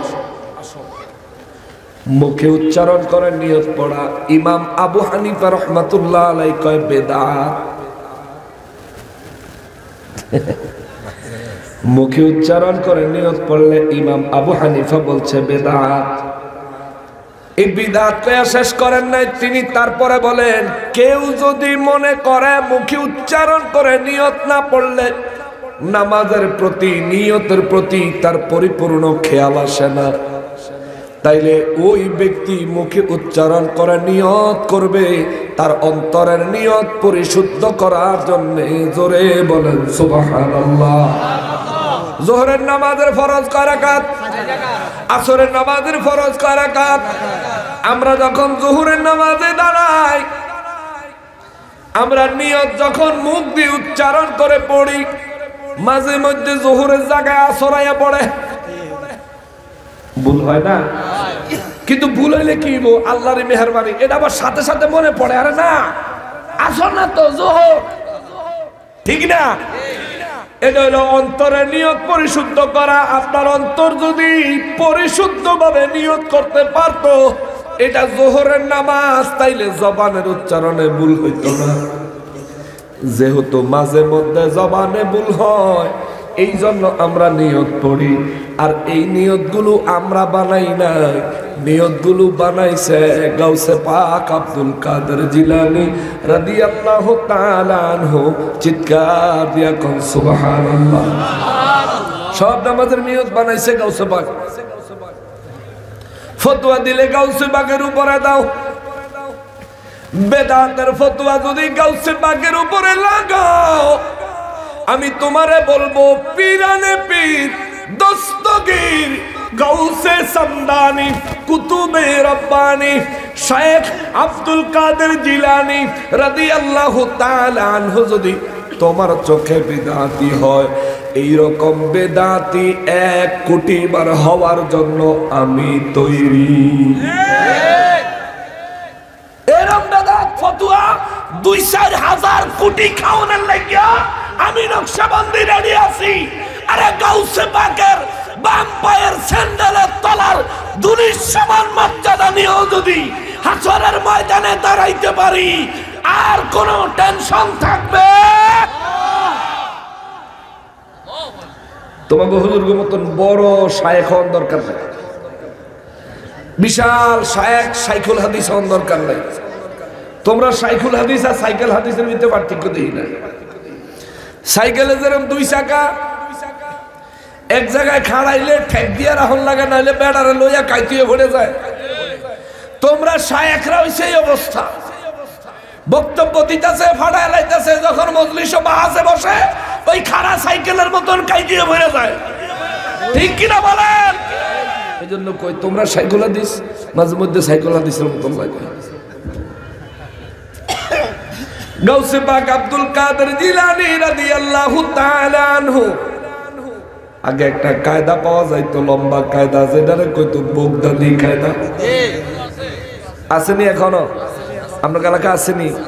এটা কিন্তু আস্তে আস্তে উড়াই দিতেছে, বন্ধ করে দিতেছে। হেরা নুরানির ভিতরে শুধু ঘুরানি, নুরানির ভিতরে নামাজের নিয়ত নাই, অথচ গাউসে পাকের বাগদাদি কায়দায় কত সুন্দর করে নিয়তগুলো উল্লেখ করছে। আওয়াবিন নামাজের নিয়ত, নাওয়াইতু আন উসাল্লি লিল্লাহি তাআলা রাকাতাই সালাতিল আওয়াবিন সুন্নাতু রাসূলিল্লাহি তাআলা মুতাওয়াজ্জিহান ইলা জিহাতিল কাবাতি শরীফাতি আল্লাহু আকবার। নিয়ত সানা পড়বেন, আউযু বিল্লাহি বিসমিল্লাহর পরে সূরা ফাতিহা পড়বেন, ফাতিহার শেষে কুল হু আল্লাহ পড়বেন 3 বার। কয়বার? 3 বার কুল হু আল্লাহ শেষ হলে রুকু করবেন, সিজদা করবেন, আবার উঠে সূরা ফাতিহার শেষে কুল হু আল্লাহ 3 বার। 2 রাকাত পড়ে পড়ে সালাম ফিরাবেন। এইভাবে 6 রাকাত নামাজ আদায় করবেন। ফাঁকে ফাঁকে পড়েন, লাগলে আপনি খাতার মধ্যে একটা নোট করেন। আপনি আজকের থেকে টার্গেট করেন, জীবনে 100 বার 100 দিন মাগরিবের নামাজের পরে আওয়াবিন আরম্ভ করব। আমি আপনাকে একটা কথা কইয়া যাই, আর একটা গোপন খবর, যারা গেছে তারা ঠকছে। আর একটা গোপন খবর কইয়া যায়, আপনি যদি একাধারে 40 দিন 5 ওয়াক্ত নামাজ পড়ার পাশাপাশি আপনি যদি এই আওয়াবিন নামাজের আমল 40 দিন জারি রাখতে পারেন, 40 দিন পরে দেখবেন আপনার কলবে জিকির জারি হয়ে গেছে। আপনি ঘুমায়া থাকলেও কলব জিকির করবে। দুনিয়ার মোহ আপনার সামনে আসা মাত্র আপনার কলব আল্লাহর কথা স্মরণ করায় দিবে। আল্লাহু আকবার। এটা হবে। আর এটা যখন হবে, যার কলব জারি হয়ে যায়, ওই ব্যক্তি যদি রব্বুল আলামিনের কাছে কোনো সাহায্য অন্তর থেকে চায়, আমার নবী বলেন আমার আল্লাহ সরাসরি তার সাহায্য করে। মুসলমানেরই এই কথাগুলো তুললাম, তার কারণ হলো নবী বলেন হাসরের ময়দানে প্রথমে আমার আল্লাহ নামাজের হিসাব দিবেন। নামাজের হিসাব তার ক্লিয়ার, পরের হিসাবগুলো আল্লাহ তার জন্য সহজ করে দিবে। নামাজের হিসাবে যে ব্যক্তি ধরা খেয়ে যাবে, আমার আল্লাহ পরবর্তী হিসাবগুলো তার জন্য কঠিন করে দিবে। এই জন্য আমার নূর নবী রহমাতুল লিল আলামিন প্রত্যেক দিন এশার নামাজের পরে 2 রাকাত নামাজের নিয়ত বানতেন। 2 রাকাত নামাজে সারা রাত আমার নবী দাঁড়ায় দাঁড়ায় নামাজ পড়তেন। নিজের কদম মোবারক ফুলে ফলাইতেন। আমার নবী নামাজে দাঁড়ায় থাকতেন। নবী সেজদা মোবারক লাগাইতেন। যে জায়গায় আমার নবী সেজদা দিতেন, ওই সেজদায় আমার নবী কাঁদতে কাঁদতে কাঁদতে কাঁদতে নূর নবীর নুরানি চক্ষু মোবারকের নুরানি পানি মোবারক দ্বারা জমিন ভিজে স্যাঁতস্যাঁতে হয়ে যাইত। আমার নবী 2 রাকাত নামাজে দাঁড়াইতেন, নবী কোরআনুল কারীম তেলাওয়াত করতেন, বুক ভরা আক্ষেপ নিয়ে নবী কান্না করতেন। আম্মা জান আয়েশা সিদ্দিকা রাদিয়াল্লাহু তাআলা আনহা আমার নবীর পিছনে মাঝে মধ্যে গরম পানি নিয়ে দাঁড়ায় যাইতেন। আমার নবী নামাজের সালাম ফিরালে আম্মা জান আয়েশা সিদ্দিকা রাদিয়াল্লাহু তাআলা আনহা আমার নবীজির কদম মোবারকে গরম পানি দিয়ে মাসেহ করে দিতেন। নিজের চুলগুলো খুলে গরম পানিতে ভিজায়া নবীজির কদম মোবারকে গরম পানি দিয়া চুলগুলো ভিজানো চুলগুলো দিয়ে আস্তে আস্তে নবীজির কদম মোবারক মালিশ করে দিতেন। একদিন আম্মা জান আয়েশা সিদ্দিকা রাদিয়াল্লাহু তাআলা আনহা এমন ঝরনায় অনেক কাঁদতেছেন। নবীজি নামাজের সালাম ফিরে কয়, আয়েশা রে, ও আয়েশা তুমি কান্দো কেন? আম্মা জান আয়েশা সিদ্দিকা রাদিয়াল্লাহু তাআলা আনহা কয়, নবী গো, আপনার অতীতে কোনো গুনাহ নাই, বর্তমানে কোনো গুনাহ নাই, ভবিষ্যতে আপনার দ্বারা কোনো গুনাহ হবে না, আল্লাহ গ্যারান্টি দিছে। তবু আপনি কেন সারা রাত দাঁড়ায় দাঁড়ায় নামাজ পড়েন? তবু আপনি কেন নিজের কদম মোবারক গুলো ফুলায় ফেলেন? আপনার কি ইচ্ছা করে না রাতে একটু বিশ্রাম নিতে? আপনার কি ইচ্ছা করে না রাতে বিছানায় একটু আরাম করতে? নবীজি আম্মা জানের দিকে তাকায় কয়, আয়েশা রে, ইচ্ছা করে রে আয়েশা, ইচ্ছা করে বিছানায় আরামে পিঠ লাগায় একটু ঘুমাইতে, কিন্তু আমি যখনই বিছানার মধ্যে আমার পিঠ লাগায় শুই, ওই হাসরের ময়দানের কথা যখন আমার মনে পড়ে রে আয়েশা,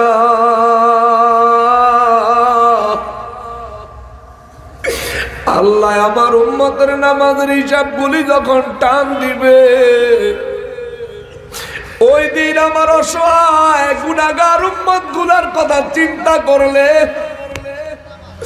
আমি নবীর পিঠ মোবারক আর বিছানায় লাগায় রাখতে পারি না। আল্লাহু আকবার। আমি বিছানা থেকে উঠে যাই, বিছানা থেকে উঠে আমি নবী উম্মতের জন্য নামাজে দাঁড়ায়া যাই। আম্মা জান আয়েশা সিদ্দিকা রাদিয়াল্লাহু তাআলা আনহা বলেন, হুজুর, আপনার উম্মতের জন্য আপনি নামাজে দাঁড়ায় গেলেন, এই নামাজ আপনার উম্মতের কোন উপকার করবে? আমার নবী রাহমাতুল লিল আলামিন বলেন, দুনিয়ায় আমার যে সমস্ত উম্মতের অনিচ্ছাকৃতভাবে কিছু নামাজ ছুটে গেছে, আমার এই ধরনের কোন উম্মত যদি হাসরের ময়দানে আল্লাহ দরবারে পাকড়াও হয়ে যায়, ধরা খায়া যায়, যদি আল্লাহ দরবারে আসামি হয়ে যায়, আমার এই উম্মতের গলার মধ্যে জাহান্নামের আগুনে শিকল লাগায়া, হাতের মধ্যে জাহান্নামের আগুনে শিকল লাগায়া, পায়ের মধ্যে জাহান্নামের আগুনের বেরি পরায়া, ফেরেশতারা টানতে টানতে জাহান্নামের দিকে নিয়ে যাবে। আমি নবী সেদিন আমার উম্মতকে ঠেকায়া দিব, আমি দৌড়ায়া যাই আমার উম্মতের টাইনা ধরব।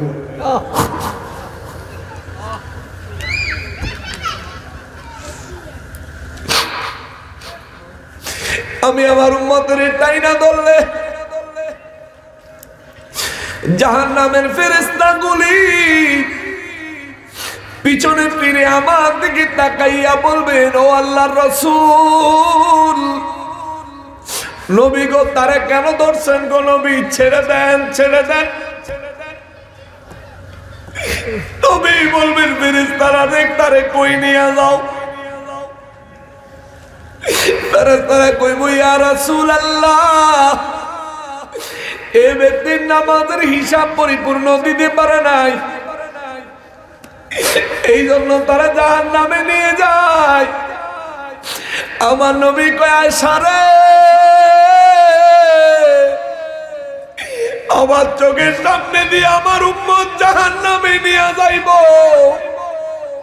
আমি নবী সইতে পারবো না।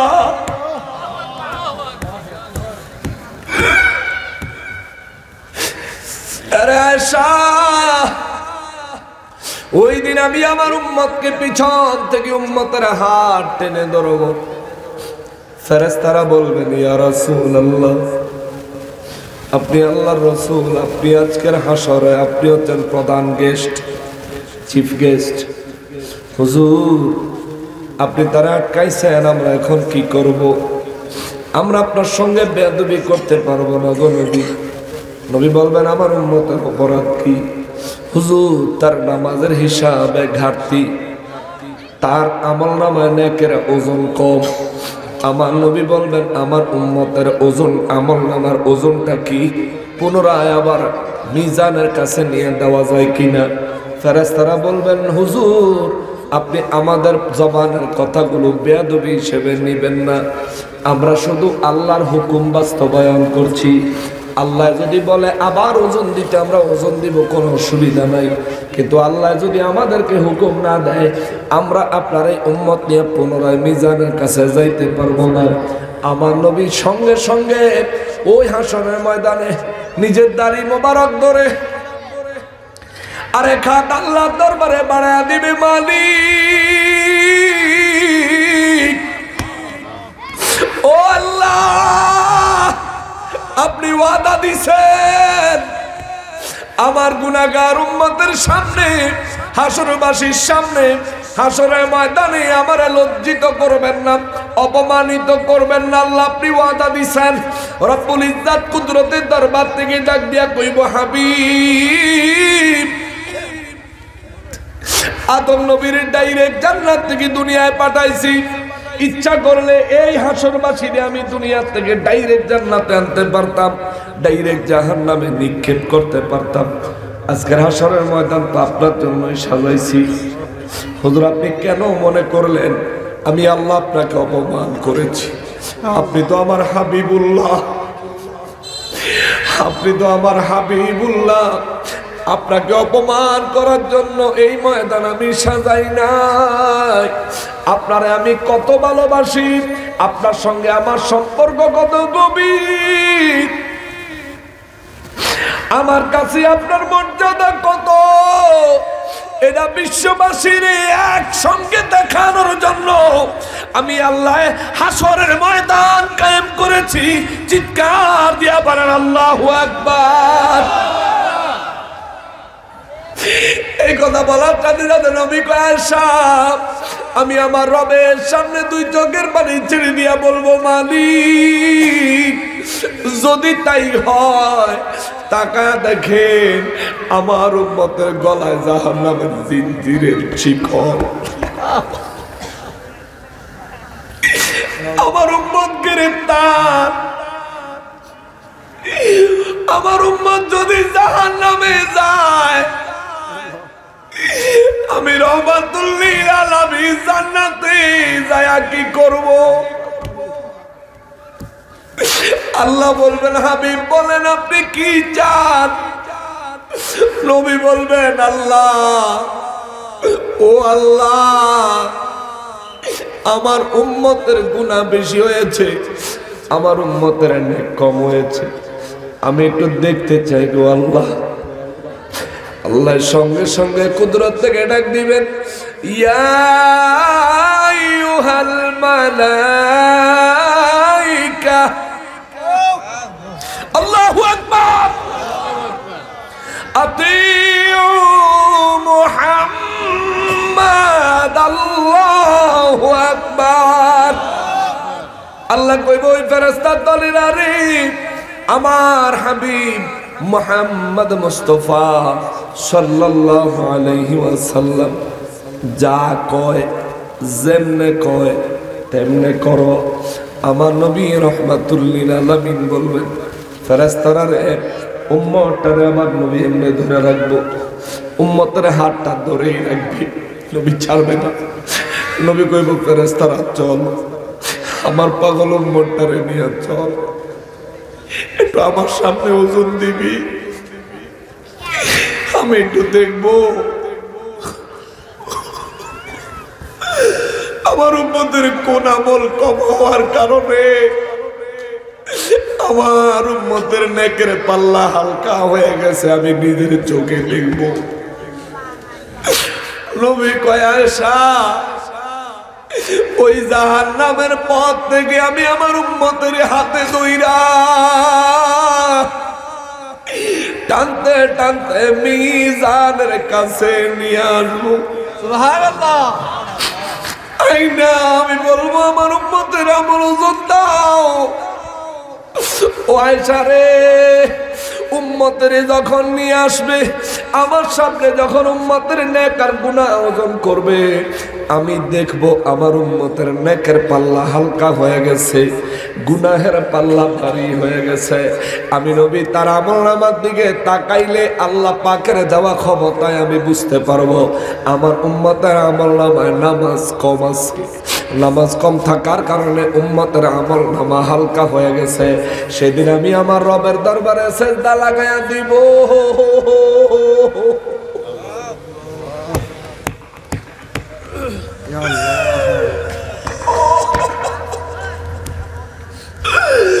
নবী রাহমাতুল লিল আলামিন, ওগো দয়াল নবীজি, ও মায়ার নবী,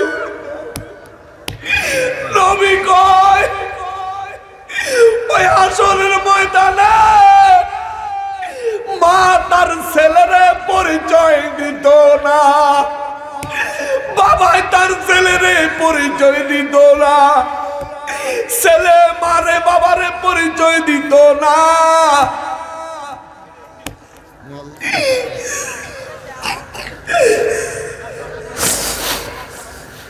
অথচ ওই দিন আমার নূর নবী রহমাতুল লিল আলামিন সিজদা মোবারক লাগায়া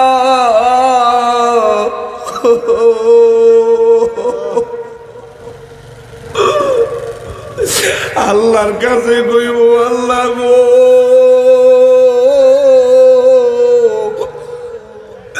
আমার উম্মতের গুনাহ বেশি হইছে, আমি আমার চোখে দেখেছি।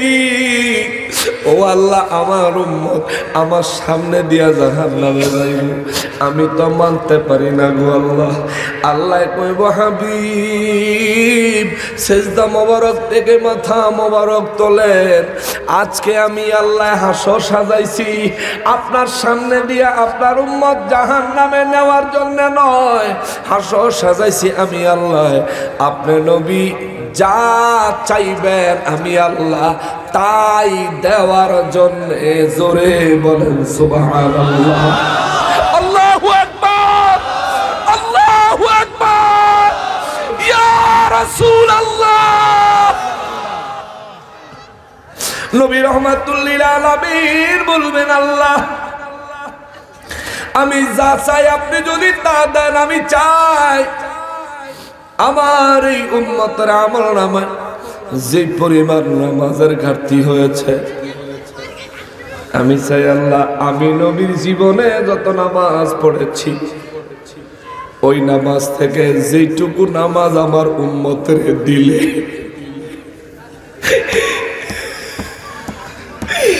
যেটুকু নামাজ, যেই কয় রাকাত নামাজ, যেই কয় ওয়াক্ত নামাজ আমার উম্মতের দিলে আমার উম্মতের আজকে নাজাত হবে। আল্লাহ আমার আমল নামার থেকে নামাজ আমার উম্মতের আমল নামায় দেন, তবু আমার উম্মতের মাফ করে দেন।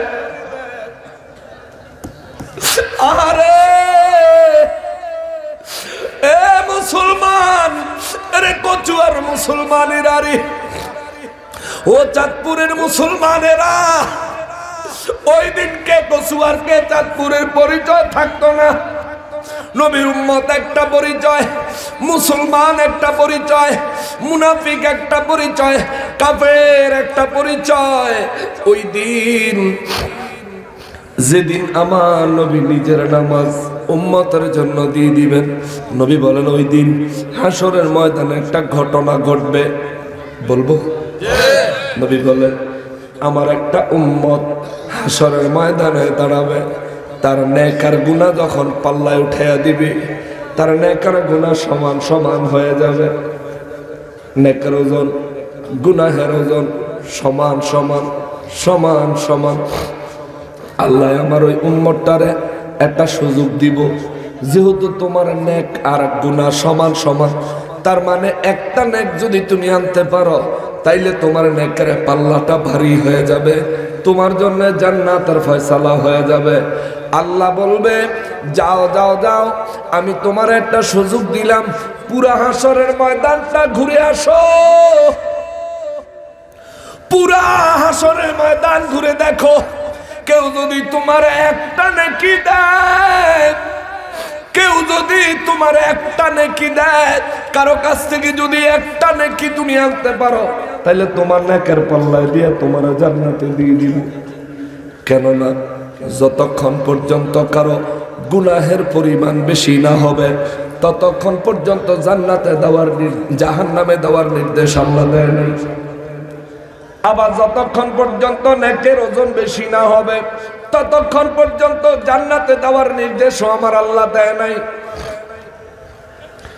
এই জন্য আল্লাহ বলবেন যাও যাও যাও, কেউ যদি তোমারে একটা নেকি দেয়, আমি রব্বুল আলামিন তোমার জান্নাতে দিয়ে দিব। এই কথাটা ওই জায়গায় আমারও আমার আল্লাহ বলতে পারে, এই কথাটা ওই জায়গায় আপনাকেও বলতে পারে। আমরা জীবনে যে পরিমাণ গুনাহ করছি, নাজাতের আশা করতে ভয় লাগে। জীবনে যে পরিমাণ নামাজ ছাড়ছি, হাসরের ময়দানে আসামি হওয়া ছাড়া উপায় নাই রে বাবা। নবী বলেন আমার ওই উম্মতটা রব্বুল আলামিনের পক্ষ থেকে সুযোগ পাওয়ার পরে সে একটা দৌড় দিব হাসরের ময়দানে, বন্ধুর সাথে দেখা হবে। বন্ধুরে, ওরে বন্ধু, তোর জন্য আমি কত কিছু করেছি, কত অন্যায় করছি, তোরে কেউ কিছু কইলে আমি কোনোদিন সহ্য করি নাই, তোর জন্য মারামারি করছি, তোর সাথে মিলে কত কিছু করছি। ও বন্ধু, আজ আমি বিপদে পড়েছি, আমার একটা নেকি দে। বন্ধু বলবে চোখ কান দূর হ দূর হ, তুই কেডা আমি চিনি না। দৌড়ে যাবে ভাইয়ের কাছে, ভাই একটা নেকি দাও। বলবো কে কার ভাই? আমার কোনো ভাইটাই ছিল না। ইয়া নাফসি চোখ কান দূর হ দূর হ। নবী বলেন এই উম্মতটা খুঁজতে খুঁজতে খুঁজতে খুঁজতে তার মায়ের সাথে দেখা হবে। তার মারে দেখে সে চিনব, ডাক দিব আম্মা গো আম্মা। তার মায় দুনিয়ায় মাকে ডাক দিলে, সন্তানে মা বলে ডাক দিলে মায়ের অন্তর খুশি হয়, চেহারাটা প্রস্ফুটিত হয়ে যায়, গোলাপের মতো সুন্দর হয়ে যায় মায়ের চেহারা খুশিতে। কিন্তু হাসরের ময়দানে যখন ডাক দিবে, কপাল কুঁচকায় ফেলবে তার মা। নবী বলেন আমার উম্মতটা বলবে মা গো, ও মা একটা নেকি লাগে মা, দয়া করে দাও না। দুনিয়ায় তুমি না খাইয়া আমারে খাওয়াইছো, আবার আমি যখন কামাই করছি, আল্লাহ যখন তৌফিক দিছে, বাজারের বড় মাছ, বাজারের সবচাইতে সুন্দর দামি ফল তোমারে না খাওয়াইছি। ও মা, তোমার খেদমত করার চেষ্টা করেছি, আজ আমি একটা নেকির জন্য আটকে গেছি। মা একটা নেকি দাও, একটা নেকি দাও, একটা নেকি হইলে আমি জান্নাতে যাইতে পারি। নবী কয় সেদিন মা সন্তানকে পরিচয় দিতে রাজি হবে না। ওই দিন আমার নবী সেজদা লাগায় কইব আল্লাহ আমার উম্মতের জীবনের গুনাহগুলি মাফ করে দাও। আল্লাহ আমার উম্মত নামাজের ঘাটতির কারণে আজকে যদি আসামি হয়ে যায়, আমি নবীর জীবনের আমল থেকে নামাজ নিয়ে নাও, যত নামাজ নিলে উম্মতকে বাঁচানো যায় বাঁচায়া দাও। নবী বলেন সেই দিন আল্লাহ আমার সুপারিশ কবুল করবে।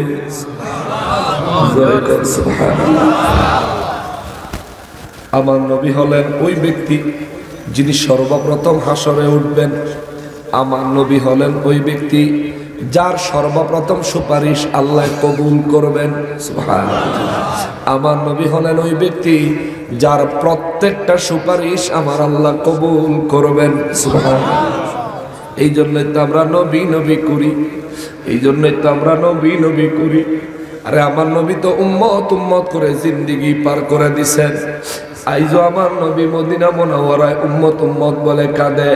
হাসরের ময়দানে নবী রব্বি হাবিলি উম্মতি, রব্বি সাল্লিম উম্মতি, ইয়া উম্মতি বলে বলে কাঁদবেন। আমার নবী উম্মতি উম্মতি বলে কাঁদে, আমরা গুনাহগারেরা নবী নবী বলে কাঁদি। আমরা চাই নবীর সাথে প্রেমের সম্পর্কটা তৈরি করতে, কারণ এমন দয়ালো নবী প্রেমের ছবি আর আসবেন না জগতে। আমার দয়ালো নবী প্রেমের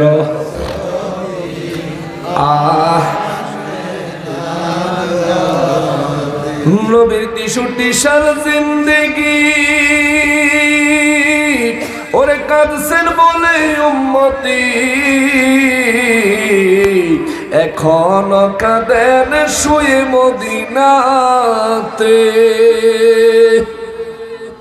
নবী উম্মতের লাগিয়া মদিনা শুইয়া কান্দেন নবী দিনে রাতে, আর আসবেন না জগতে।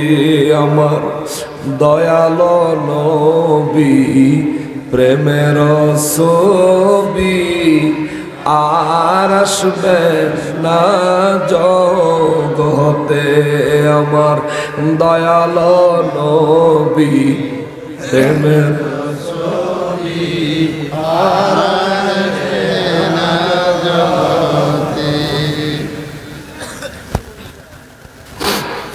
মুসলমানেরারে আমার প্রিয় নবীর উম্মতেরারে, সূরা জিলজালে 6 নম্বর আয়াতে আমার আল্লাহ কয়, ইয়াউমা ইযি ইয়াসদুরুন নাসু আশতাতা। সেই দিন মানুষগুলি আমার কাছে হিসাব দেওয়ার পরে মানুষগুলো দলে দলে নিজের গন্তব্যস্থলে যাইতে থাকবে। জান্নাতীরা জান্নাতে, জাহান্নামীরা জাহান্নামে। লিউরা আমালাহুম, ওই দিন আমি আল্লাহ তাদের আমলনামাগুলো দেখাবো। আল্লাহ কয় আমি তাদের আমলনামাগুলো দেখাবো, শুধু দেখায় শেষ করব না, তাদের আমলনামাগুলি ওজন করব। যার নেক বেশি হবে জান্নাতে পাঠাবো, যার গুনাহ বেশি হবে তারা জাহান্নামে পাঠাবো। এই সিদ্ধান্ত কেবল আখিরি নবীর উম্মতের জন্য। অন্যান্য নবীর উম্মতেরা যা গুনাহ করছে আগে তার শাস্তি ভোগ করবে, যদি ঈমান থাকে শেষে জান্নাতে যাবে। আর আমার নবীর উম্মতের ক্ষেত্রে গুনাহ কম হইলে গুনার হিসাব বাদ, জান্নাতে পাঠায় দিবে। আল্লাহু আকবার। এটা আমার নবীর ক্ষেত্রে গুনাহ কম হইলে গুনার আর হিসাব করবেন না।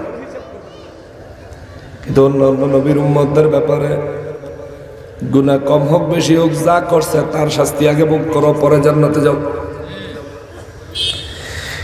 এই জন্য আমার আল্লাহ কয় লিউরা আমালাহুম, আমি আল্লাহ তাদেরকে তোমাদেরকে প্রত্যেককে তোমাদের আমলনামাগুলি দেখাবো।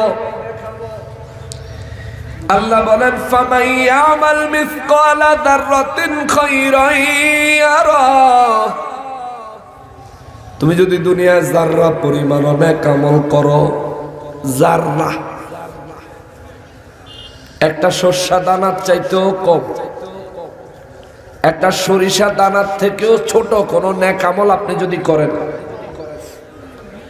আল্লাহ কয় হুজুর বলে দেন ফামান ইয়ামাল মিসকালা যাররাতিন খায়রান ইয়ারা। ওই ছোট্ট নেক আমলটাও তার আমলনামা যখন খুলে দিব, তার আমলনামার মধ্যে ওই ছোট্ট নেক আমলটাও দেখা যাবে। ومن يعمل مثقال ذرة شرا يره আল্লাহ কয় তার জীবনে সরিষার দানার চাইতে ছোট কোনো গুনাহ যদি থাকে, অন্যায় যদি থাকে, এটারে মাফ না করায়া যদি কবরে চলে আসে, হাসরের ময়দানে চলে আসে, তার ওই পাপের খবরও আমি আল্লাহ তার আমলনামায় দেখাবো।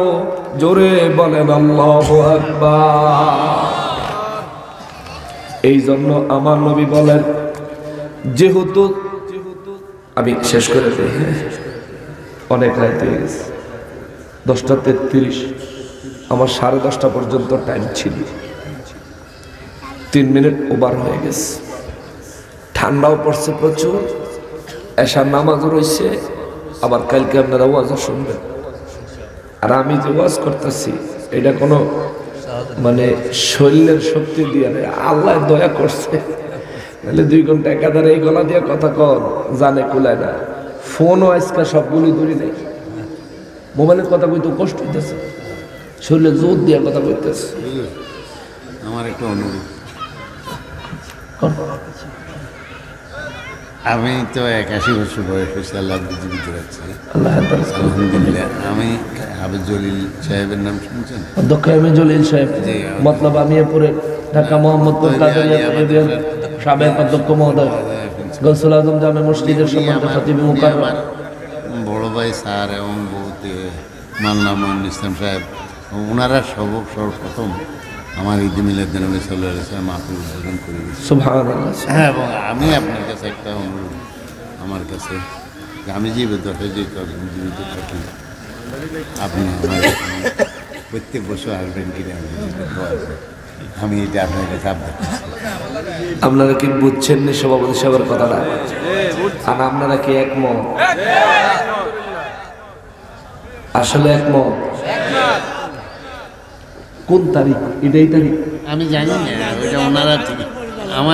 আমার এই ছোট ভাই, আচ্ছা, আমার আমল হিসাবে উনি সব তাহলে তারিখ যেদিন করবেন আমাদের জানাইবেন, আমি একদিন থাকবো। আর একটা কথা আপনার কাছে, ইনশাআল্লাহ। এই জায়গাটা আমার জমি, মাশাআল্লাহ মাশাআল্লাহ। জি, জমিটা আমার বাপের থেকে তো আমি পাইছি, ভাই এরা কেউ এখানে সাথে সবাই মিলে আমার এই জায়গাটা দিয়ে গেছে। তো আমি এই জায়গাটা কোনো রকমের এইটাকে কিছু করতেছি না, যেহেতু মিলাদ মাহফিলের প্রত্যেক বছর এখানে মাহফিল হয়, সেই জন্য আমিও একজনকে বাৎসরিক হিসাবে লাগিয়ে দিই, লাগিয়ে দিলে আমি ওইটাকে আস্তে আস্তে ওনার বইলে শেষ করুন। তারপরে আমি এইটাকে এখন খালি রাখতেছি। আমি যে বুঝতে হবে যে কদিন আমি চিন্তা করবো ইনশাল্লাহ আলাপ কীভাবে তারা একটু উৎসাহ করে যাতে নাকি সবসময় জানি না থাকে এইভাবে। প্রত্যেক বছরে অনেক বছর দেখা যায় পানি টানি থাকি যায়। এটা একটু উৎসাহ করতে হইব। গতবার মাহফিল মিস গেছে, ওইটা ওনারা যদিও বলে যায় যে আমি দিয়ে দিব হয়তো চাইতেছে তো ওয়ারিদার তো আছে, ওয়ারিদারদের আপনার আজকে কথাটা যদি আপনার মনে লয় তাহলে আপনি করুন না। আমি একটা ওয়াদা দিব, আমি যদি করি আমি একটা ওয়াদা দিব। এখন আমি ওয়াদা দিতে পারবো না। আচ্ছা, পরিবারের সাথে বুঝার ব্যাপার আছে, যেহেতু সম্পদ তো ফ্যামিলির সাথে বুঝার ব্যাপার আছে।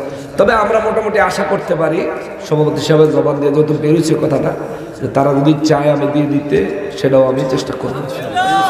একটা ব্যবস্থা হইব। এই হীরার কানি দখল করলে ফুরাটা পাওয়া যায়, ঠিক না? যেহেতু আল্লাহ জবান দিয়া বাইর করছে, জানি না কোন কারণে বাইর করছে, আল্লাহ মদিনাওয়ালার দরবারে কবুল করুন। আল্লাহ হাসরের ময়দানে এই জমি সভাপতি সাহেবের সমস্ত পূর্বপুরুষদের নাজাতের ওসিলা বানায় দিন, এটা দিয়ে দিন ইনশাআল্লাহ। আল্লাহ বাসালে আমি এবার হজে যাইতেছি।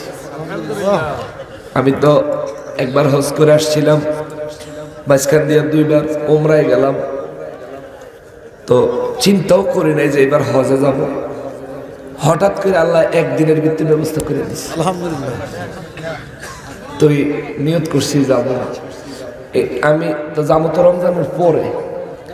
সভাপতি সাহেব ফ্যামিলির সাথে আলোচনা কইরা যদি জমির কোনো একটা পথ হয়, এই আমরা সব কই আছে আপনি আমারে জানাইবেন। আমি খোদার ঘর কাবার দরজা ধরে আমরা লেগে দোয়া করব। আমি এটা লেখা লয়ে যাবো কাগজে যে ওই কচুয়ার খিলার সভাপতি সাহেব জনাব আব্দুর রব সরাই সাহেব, তার জন্য দোয়া করণ লাগবে। এটা ওনার ভাই 3 জন কানাডা থাকে, মাশাআল্লাহ, তারপর ওনার ফ্যামিলির বোনেরা সবাই আমেরিকা, লন্ডন, কানাডা আছে মাশাআল্লাহ। ইনশাআল্লাহ আল্লাহ তো দিতে কম দেয় নাই। ঢাকা ইনশাআল্লাহ গার্মেন্টস আছে আমার ভাই শিল্পপতি। মাশাআল্লাহ মাশাআল্লাহ মাশাআল্লাহ। আচ্ছা যাক, মাশাআল্লাহ, অসুবিধা নেই। আপনাকে দেখেন আপনাকে হুজুর আজকে একটা জিনিস দেখছি আমি যে মালনা আমাদের এই নিউ ইয়র্কের একজন